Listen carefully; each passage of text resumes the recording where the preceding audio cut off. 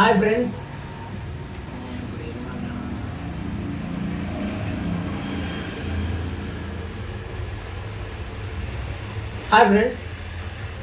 చూసారు కదా రాత్రి ఎపిసోడ్లో మన నబీల్ అయితే మెగా చీఫ్ అయిపోయాడు.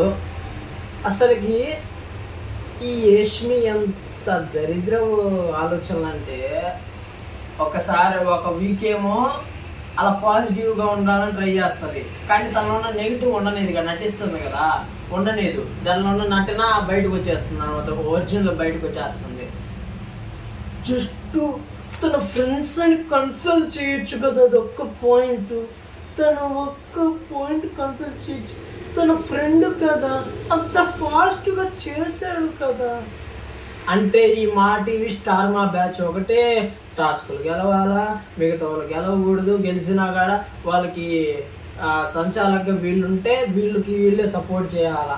బాబా బాబా ఎంత నెగిటివ్ పర్సన్ అంటే యష్మి. ఆయన ఆ సోనియా కంటే అదే దారుణం, మీకు తెలియదురా నాయన. అనవసరంగా సోనియాని పంపించారా. ఇది చూడు ఎట్టా ఆడుతుందో, మీరే చూస్తారుగా, ఇంకా ముందు చూస్తారుగా నాయన. అసలుకి భయంకరమైన నెగిటివ్ రసాన. అసలుకి నబీల్ గెలిస్తే ఒక్క క్షణం కూడా జీర్ణించుకోవాలా. అసలుకి ప్రేరణ, తన ఫ్రెండ్ అయిన ప్రేరణను కూడా ఇది చేసింది అనమాట. అంటే మా ఓడి గెలవకుండా పక్కనోడు గెలిచాడు అని. మళ్ళీ ఆడ చీప్ ప్లాన్కి సపోర్టివ్గా మాట్లాడేటప్పుడు మటుకు తన నెగిటివ్ స్పృతి బయట పెట్టాడు. దానికేమో బో అని నేను నా నెగిటివ్ అని చెప్పేసి అంట. చూసా, తన నెగిటివ్ తనకు తెలుసు, కానీ అది రాంగ్ అని మణికంఠ అది చెప్తుంటాడు.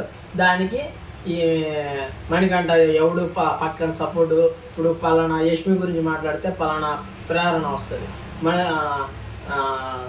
విష్ణుప్రియ గురించి మాట్లాడితే ఏం వస్తుంది.